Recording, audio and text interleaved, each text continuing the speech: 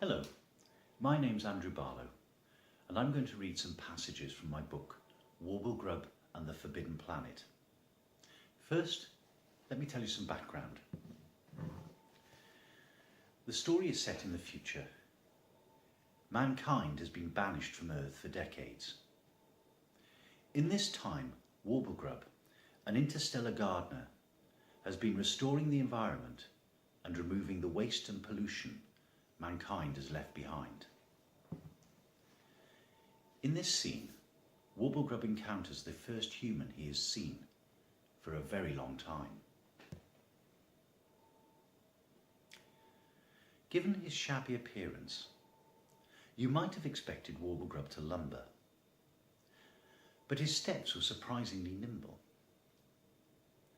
He hurried through the forest, hopping and skipping over tangled roots, vaulting over boulders and hurdling low branches. His expression, however, was grave, and every now and again he muttered angrily, "They wouldn't dare, would they?" He was in mid-hop when a bright flash lit up the night, making him stumble and fall. He got up, dusted himself off, and continued on his way. But moments later there was a second flash, and a fireball came streaking across the sky. Warblegrub watched it trailing fire until it disappeared from view. Then a huge explosion shook the forest, knocking him over again.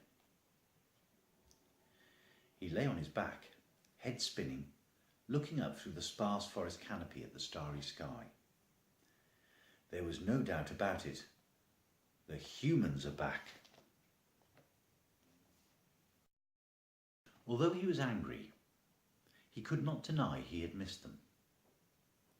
They were by far the most interesting and unpredictable species he had ever encountered on any of the worlds he tended. As Warblegrub pondered his dilemma, he smelled burning, remembered the explosion, and leapt to his feet and ran.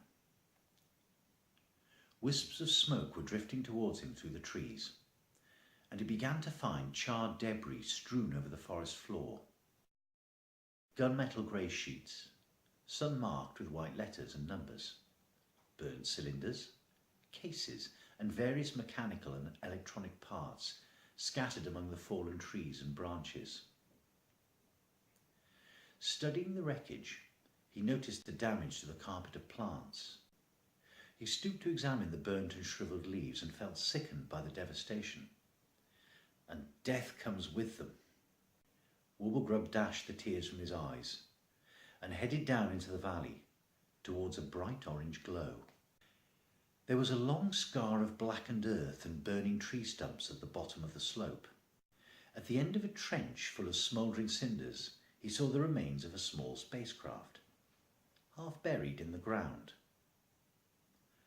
Though the damage to the trees and plants was horrific enough, he felt for all the life that must have been extinguished, and tears welled up again. Noticing a red light glinting on his beard, he searched the shadows and saw a figure in a grey jumpsuit and black helmet among the trees. The thin beam of red light came from a weapon. "Who are you?" the figure asked.